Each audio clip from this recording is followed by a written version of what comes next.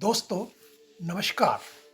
मैं आपका astro friend SM. Sharma Melbourne Australia से अपने यूट्यूब चैनल ज्योतिष डिवाइन एस्ट्रोलॉजी में आपका एक बार फिर से हार्दिक अभिनंदन करता हूं। शनि महाराज ने बदल ली है अपनी चाल। आगे क्या होगा, क्या हो सकता है, इसी विषय पर आधारित है आज की ये पोस्ट। बताऊंगा शनि महाराज किस राशि परिवर्तन से क्या हो सकता है और किस राशि को ये प्रभावित करेगा और किसको लाभ देगा और किसको लाभ नहीं देगा। दोस्तों, अभी हाल ही में 29 मार्च 2025 को शनि महाराज ने बदल ली है अपनी चाल। 2.5 साल तक अपनी समय की राशि कुंभ में रहने के बाद अब आ गए हैं गुरु की मीन राशि में, जहां ये रुकेंगे 2.5 साल तक। शनि का गोचर जब भी होता है तो पूरे ब्रह्मांड में हलचल हो जाती है और हर प्राणी और हर राशि पर इसका प्रबल प्रभाव पड़ता है। अच्छा होगा या इसके विपरीत होगा, यह उसके कर्मों पर और उसकी जन्म कुंडली में शनि की स्थिति पर निर्भर करता है।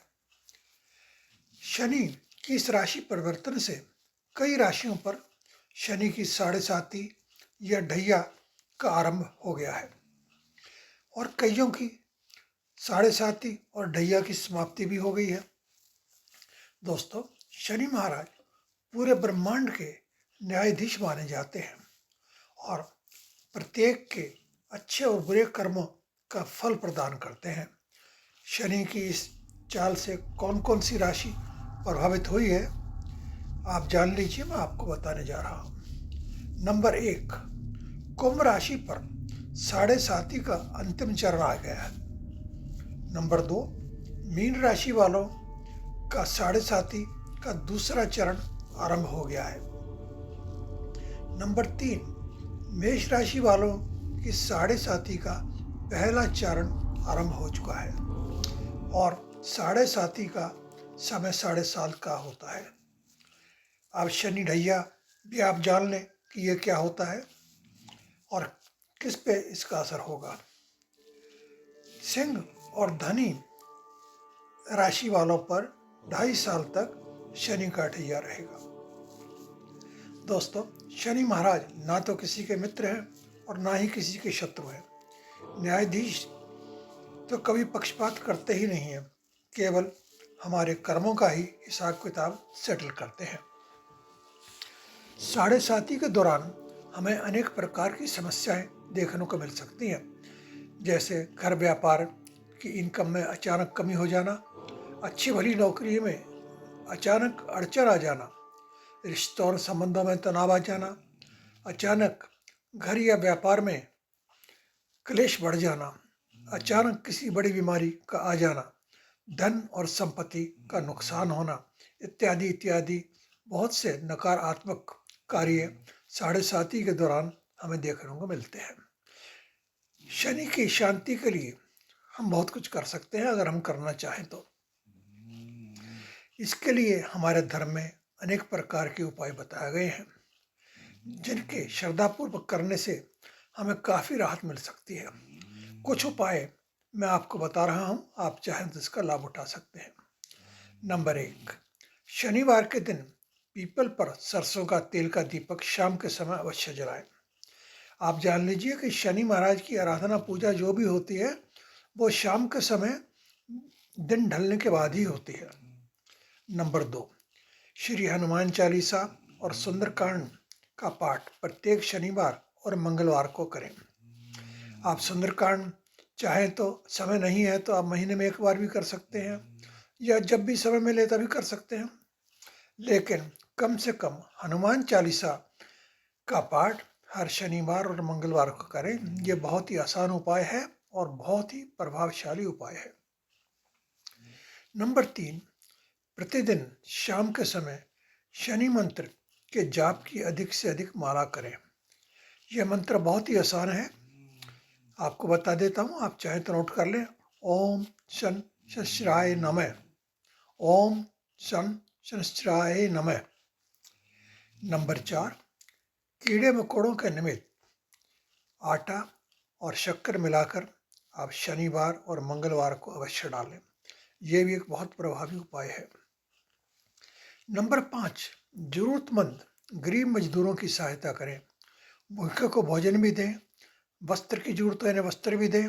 अगर कोई गरीब या मजदूर बीमार है तो उसका आप इलाज भी करवा सकते हैं, इससे आपको बहुत बड़ा लाभ मिलेगा। नंबर 6, सप्ताह में कम से कम एक बार शनिवार या मंगलवार को आप मंदिर में अवश्य जाएं। इसके साथ ही साल में एक बार किसी बड़े तीर्थ की यात्रा भी अवश्य करें। जिस तीर्थ पे भी आप जाना चाहें, जो भी आपके पास हो, जहाँ भी आपको सुविधा हो, वहाँ अवश्य जाएं। इससे आपको अवश्य लाभ मिलता है। आपके सारे ग्रहों की शांति होती है अगर आप किसी बड़े तीर्थ पे जाते हैं तो। अब दोस्तों, मैं आपको बताना चाहता हूँ कि आपकी कुंडली में शनि महाराज की स्थिति कैसी है। यह आप आसानी से अपनी पत्री देखकर पता लगा सकते हैं। अगर शनि महाराज आपकी कुंडली के 6, 8वें या 12वें भाव में विराजमान है, या अपनी नीच राशि जो मेष राशि है, मेष राशि को शनि की नीच राशि माना जाता है, या किसी अन्य भाव में राहु या मंगल के साथ युति बना रहे हैं, तो दोस्तों ये स्थिति ठीक नहीं है। आपको समय रहते इसका समाधान कर लेना चाहिए और आपको सावधान रहने की आवश्यकता है। शनि की राहु या मंगल के साथ जब भी युति बनती है तो एक्सीडेंट भी करवा सकती है, अनेक तरह की सीरियस प्रॉब्लम भी आपको दे सकती है। इसलिए आवश्यक है कि आप धर्म और मर्यादा के मार्ग पर चलें। कभी भी किसी का हक न मारें, किसी गरीब की बद्दुआएं मत लें। कहा जाता है ना कि शनि जब देते हैं तो छप्पर फाड़ कर देते हैं, और जब शनि महाराज लेने पे आते हैं तो चमड़ी उधेड़ कर भी ले लेते हैं। ये सब हमारे कर्मों का ही खेल होता है। स्वर्ग और नरक यही देखने को मिल जाता है। शनि महाराज की सामर्थ्य असीमित है, ये जो चाहें कर सकते हैं, और ये सारा हमारे कर्मों पे आधारित होता है।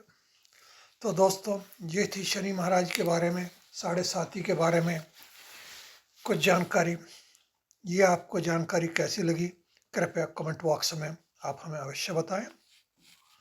अगर अभी तक आपने हमारे चैनल को सब्सक्राइब नहीं किया तो कृपया अवश्य कर लें, अधिक से अधिक शेयर भी करें और कृपया लाइक का बटन भी दबाएं। आप अगर हमसे कोई विचार विमर्श करना चाहते हैं ज्योतिष के बारे में, अपनी कुंडली के बारे में, तो आप व्हाट्सएप से हम तक संदेश भिजवा सकते हैं। आप कमेंट बॉक्स में भी हम तक पहुंच सकते हैं। तो दोस्तों, आपका बहुत बहुत धन्यवाद।